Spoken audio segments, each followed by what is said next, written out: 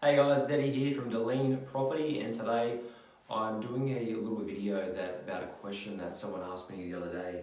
And what it was is basically, can you negotiate further on a purchase price of a property after you do a pest and building inspection? And it was a very, very good question. I've negotiated a lot of properties, and I negotiate properties on a day-to-day basis. You can definitely renegotiate on a purchase price after a pest and building inspection, and that's a common thing that most people don't actually know. So what I've done multiple times with purchasing property, let's just say you're purchasing an existing property, and you've negotiated the property, you've signed the contract, and then you usually go ahead and organise a pest and building inspector to go through the property, get an actual report on that property, right?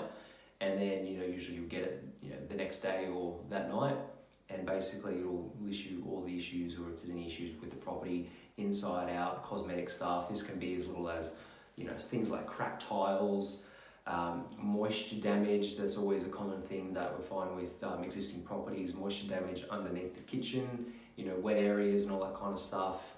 If the shower's not doesn't have adequate ceiling and all that kind of stuff, and only has a shower curtain, etc. So all that kind of stuff, like wear and tear on the property, all that kind of stuff comes into play. That comes in with the pest and building report. And for me, with me negotiating a lot of property, it depends on what property you're purchasing, what deal it is, how good a deal you got it, and all that kind of stuff. But generally, it depends on what state you're in as well. Each state has different laws about the pest and building clauses within the contract, so it's something you've got to check.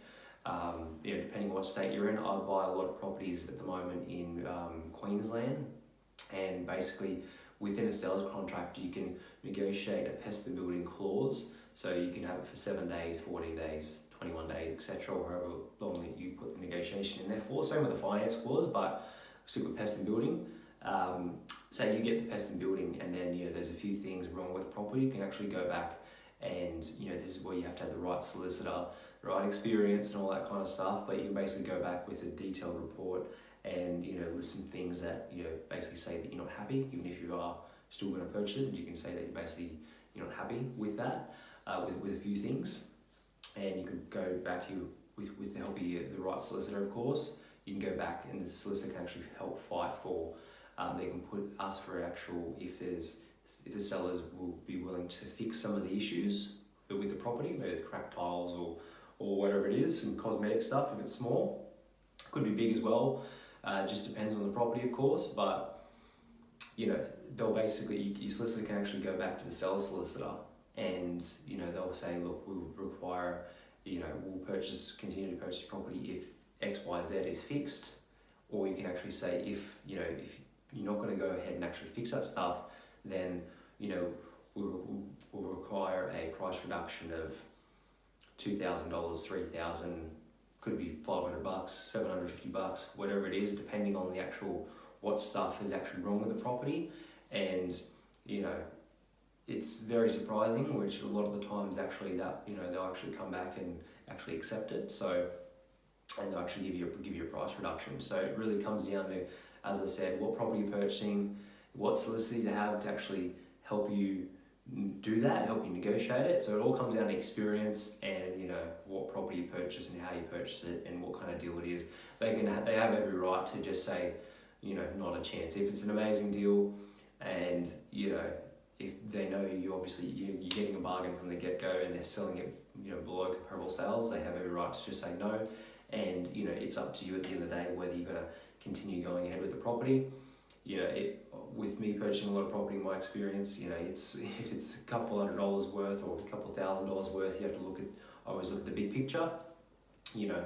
Is it an amazing deal? I always want to buy properties below market value and below comparable sales. So if they've got $20,000, $30,000, $50,000 worth of equity in them from the get-go, usually a few cracked tiles and $500 or a couple $1,000 worth of stuff is the small stuff that you just overlook, and you look at the big picture. But that's just my thoughts. So just wanted to give you a quick video just to say, yes, it is definitely possible to negotiate based on a pest and building inspection and get a little bit of further price reduction of property. So I hope that helped, and I'll talk to you next time. Thanks guys, thanks for watching, see ya.